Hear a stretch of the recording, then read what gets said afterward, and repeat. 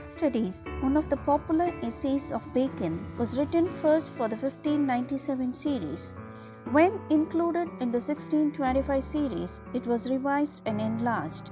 In this essay, Bacon considers almost all the possible aspects of studies and their relation to life. Bacon begins the essay of Studies by enlisting three purposes of studies.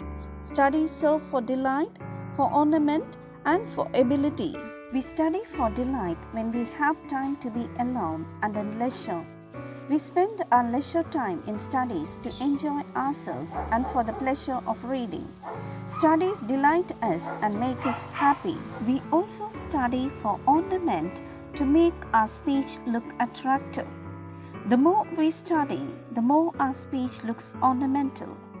Our discourses, that is, when we speak among learned people with good sense to enjoy our speech, we can use our studies to impress them and make our speech more interesting and appealing. We also study to improve our ability. When we study, our knowledge of the world and its affairs increase. When we study books of different fields of knowledge, our knowledge widens. We come to know many things under the sun. We can also understand when intellectual people speak. Our ability to understand life and speak about various issues increase. We have the ability to judge and discharge our duties.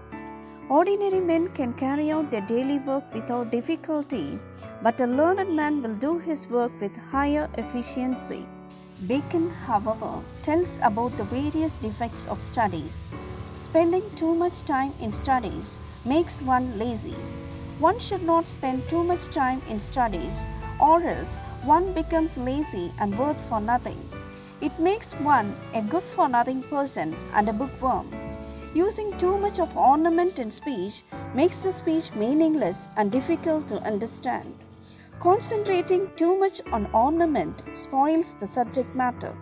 There must be a limited use of ornament or decoration in speech. Subject matter should also be given importance. One should use ornament depending upon the understanding and the taste of the audience. Otherwise, too much ornament becomes affectation. It makes the person look pretentious and artificial. The third defect arises from depending solely on studies to deal with the matters of day-to-day life. Our understanding or our judgment should not be wholly based on our bookish knowledge. We should understand problems based on the situation and experience, because everything cannot be learned from books. Books can guide us only to a certain extent. Depending too much on books to deal with everything makes a scholar appear eccentric. Studies alone cannot make a man perfect. Studies, when combined with applicable knowledge of experience, makes it perfect. Our natural abilities are like natural plants that needs periodical pruning. Studies give knowledge that are general and vague if it is not supplemented and supported by experience. Crafty men condemn studies because skillful men learn much from experience. They have practical knowledge to deal with the affairs of life, so they do not give much importance to study books. In their opinion, practical knowledge is far superior to the knowledge somebody gains from studying books, so they condemn studies.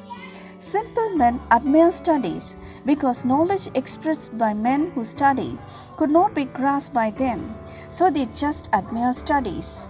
Wise men use the knowledge they have gathered from what they have studied. They try to apply it to tackle. They do not blindly apply the knowledge they have gathered from studies. They combine their bookish knowledge and the wisdom they have got by observation. Bacon proposes how studies should not be used. Do not read or gain knowledge to argue with others to establish your superiority. Do not believe everything you read. Do not blindly accept whatever that is printed in books, because sometimes it may be wrong and misleading. One should not read only to spend time in talking and giving speeches.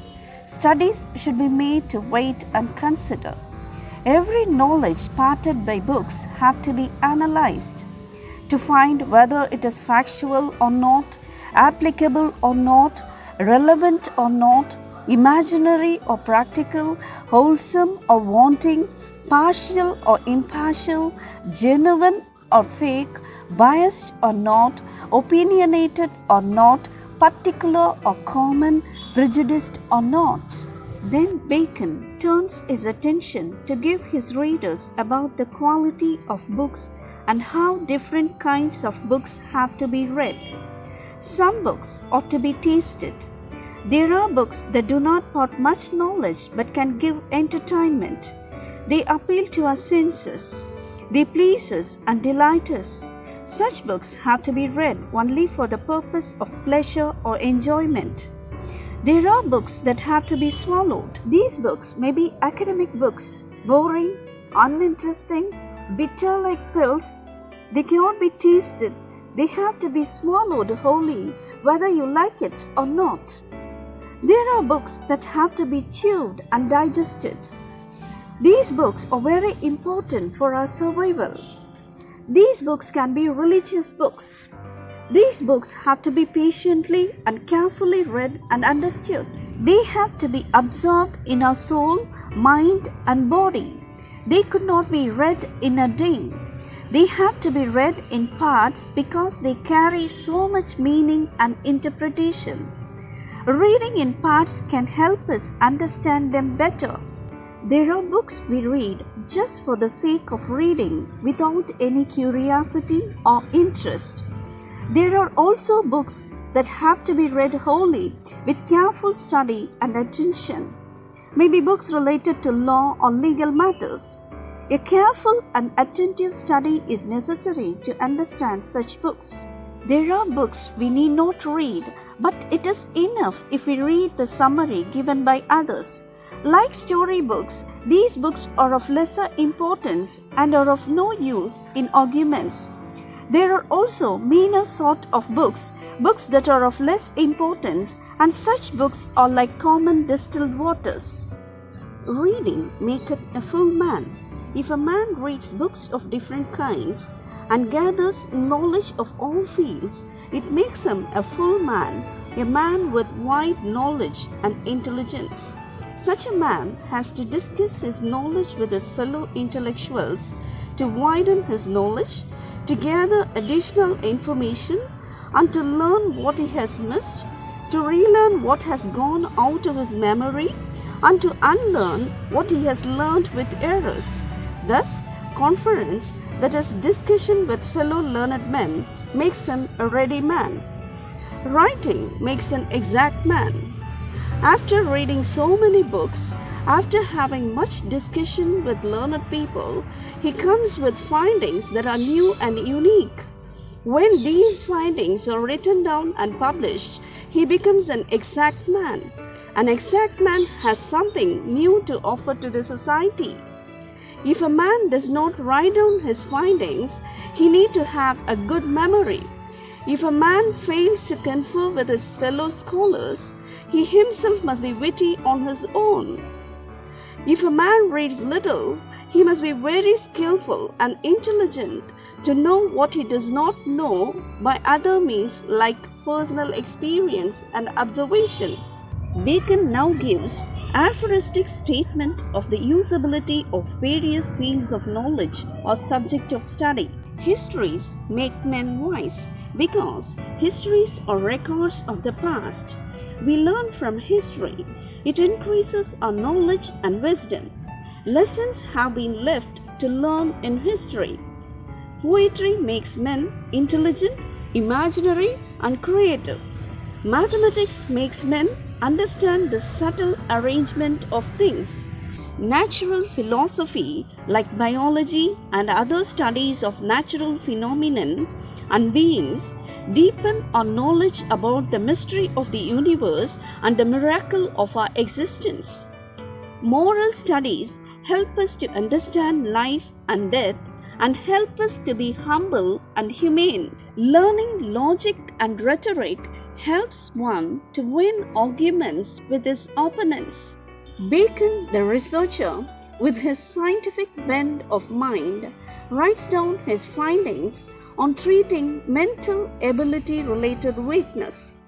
Physical exercises help us to keep our body agile and healthy. Certain diseases of the body can be cured by doing certain exercises. Bowling prevents the formation of stones in the kidney and can correct difficulty in standing straight. Shooting arrow can improve the performance of lungs and breast and help to cure breathing difficulties. Gentle walking cures stomach diseases. Riding can heal head-related problems like aches and dizziness. If a man cannot concentrate on anything, he has to study mathematics. Working out mathematical problems increases one's concentration. If a man has difficulty in distinguishing or finding differences in argument, he must study the books by the schoolmen, that is, the Christian philosopher of the Middle Ages, who are specialized in gimini sectores, that is, hair-splitting arguments. If a man is slow in understanding arguments, he must read the lawyer's arguments in cases. Bacon ends his essay by saying that every defect of the mind has a cure in different fields of study.